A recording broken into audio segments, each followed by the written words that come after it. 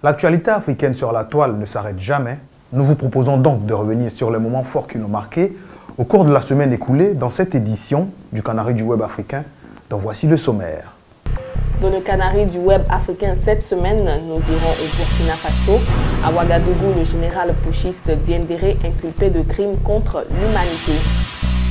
À Dakar, le Sénégal intègre pour la 3e fois le Conseil de sécurité des Nations Unies. Pour finir, nous serons au Bénin où l'ex-président Mathieu Kérékou a tiré sa révérence à 82 ans. Suivez aussi le hashtag du Canari et le chiffre clé de la semaine.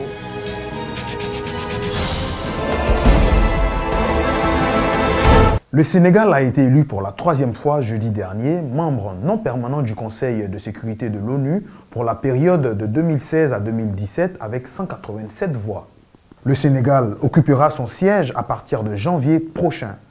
C'est une grande marque de confiance que la communauté internationale vient ainsi de manifester à notre pays et à sa diplomatie, a affirmé Macky Sall, président du Sénégal. Cette élection est conforme aux engagements internationaux du Sénégal en faveur de la paix et de la sécurité en Afrique et dans le monde selon le chef de l'État. Nous sommes le 7e sur 128 pays contributeurs pour le maintien de la paix. Au total, 3646 éléments de nos forces de défense et de sécurité sont actuellement déployés dans 8 missions de paix, a affirmé Macky Sall. Au Burkina Faso, le général Gilbert Diendéré, auteur du putsch du 16 septembre dernier, a été inculpé pour crime contre l'humanité vendredi dernier. La justice militaire n'exclut pas de lancer des poursuites contre l'ancien président du Burkina Faso, Blaise Compaoré, dans l'affaire de l'assassinat de l'ex-président Thomas Sankara, auquel il a succédé en 1987 à l'issue d'un putsch. L'adoption d'un code électoral consensuel, l'établissement d'une liste électorale consensuelle et acceptée de tous, conforme au code électoral et au code de la nationalité, le respect de la liberté d'opinion et d'expression, ainsi que le libre accès aux médias d'État, telles sont les préoccupations de l'ancien Premier ministre candidat à l'élection présidentielle, Charles Konan Banny, à quelques jours du vote. Le dialogue, c'est une marque déposée de la Côte d'Ivoire. On ne peut pas se dire foutiste et ne pas accepter le dialogue. Pourquoi faire? Pour discuter des conditions qui vont présider aux élections qui sont programmées constitutionnellement. Comme vous le savez, la Côte d'Ivoire est un pays encore malade, en convalescence, fragile. Il faut que sa santé, sa guérison définitive soit l'affaire de tous. Le premier tour de l'élection présidentielle ivoirienne est prévu pour le 25 octobre prochain. Il verra la participation de 8 candidats au total.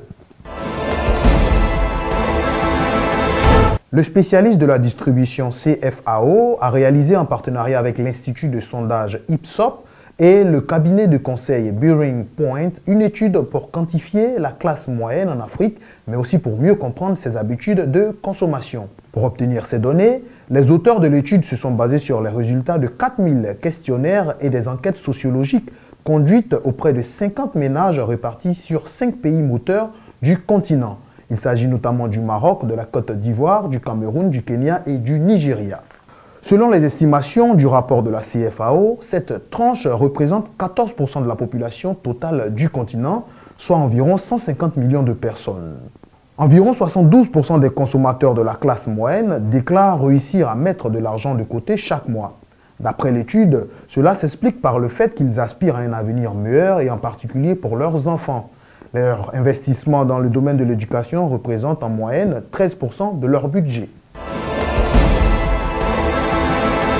L'ex-président Mathieu Kérékou, qui a dirigé le Bénin pendant 30 ans, est décédé mercredi dernier à l'âge de 82 ans, a annoncé son successeur, le président Thomas Boni Yahi.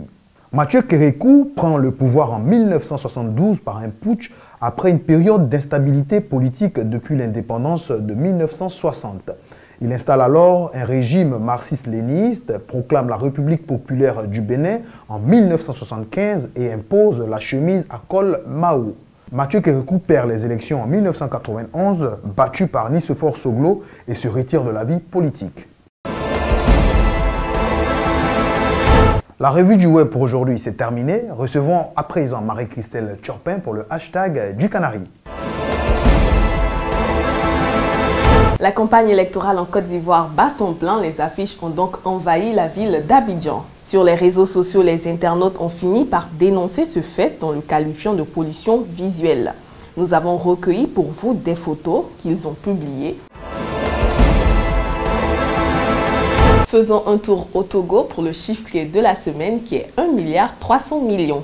Bonne nouvelle pour l'agriculture togolaise, le Japon vient de faire un don de blé estimé à 1,3 milliard de francs CFA.